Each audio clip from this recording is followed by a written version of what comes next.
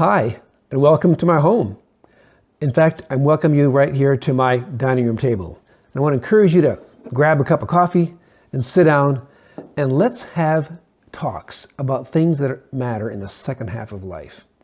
You know, we've been busy, very busy the first half of our life, and I want to commend you for taking the time to just stop a bit, stop the hamster wheel of busyness, and sit down and pause and reflect.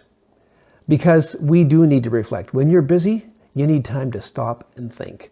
And what I'd like to do in these series of videos is to have a virtual conversation with you. I invite you to just come and sit down in my home, and let's talk about these matters that come to our attention typically in the second half.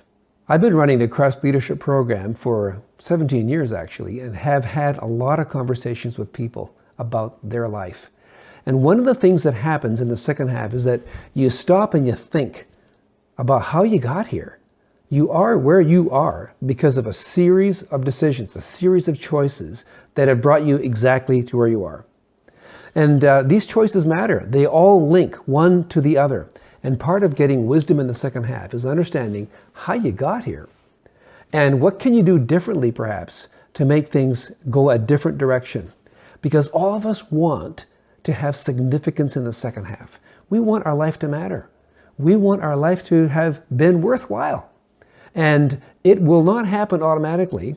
It'll be because you and I pay attention to our life and to the decisions that we're making and to the ideas that are shaping us. And we're going to have to really be wise about how we choose our next steps going forward.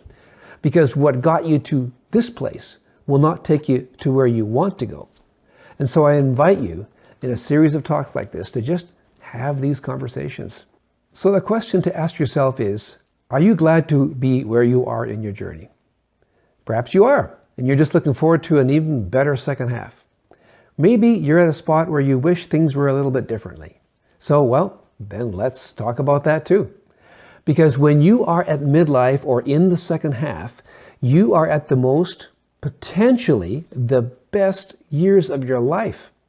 You've got some experience, you've got friends that you've made, you've got a little bit of money perhaps by now, and you have ideas that have been nurtured in your experience in your life so far, and you've got some things you want to share, you want to be able to do.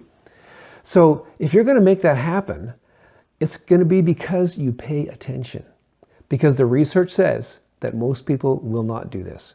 Many people have within their heart and mind a book or an idea, something they want to do. But most people won't do it.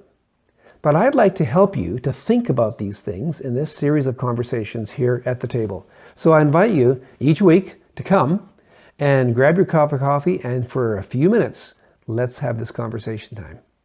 In order to have a real conversation with you, I'm going to invite you to scroll down the page and leave a comment. I promise you I'll read them all. And I look forward to having conversations with you about the very things that are on your heart and mind.